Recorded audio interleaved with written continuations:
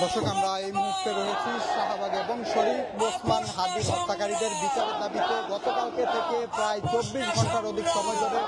শাহবাগে অবস্থান করে কিন্তু আন্দোলন করে আসছে ইনকিলাব মঞ্চ। এবং সেই সাথে যদি আরেকটি বিষয় জানিয়ে রাখতে চাই যে এই আন্দোলনের একত্রতা পোষণ করতে দেশের দূর দূরান্ত থেকে মানুষ ছুটে এসেছে এবং এখন পর্যন্ত এখানে জনসমুদ্রের মতো রূপ নিয়েছে এবং গতকালকে থেকে এখন পর্যন্ত তাদের যে আন্দোলন করছে সেই আন্দোলন কিন্তু এখন পর্যন্ত চলমান রয়েছে। এবং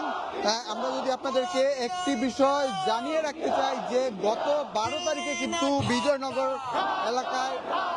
রিক্সা দিয়ে যাওয়ার সময় বাইকে থেকে এসে কিন্তু তাকে দুর্বৃত্তরা গুলি করে এবং তার কানের পাশ দিয়ে গুলি করা হয় এবং তার কানের পাশ দিয়ে গিয়ে মাথার অপর প্রান্তে দিয়ে বুলেট বের হয়ে যায় এবং পরবর্তীতে তাকে ঢাকা মেডিকেল থেকে এভার কেয়ার এবং সর্বশেষ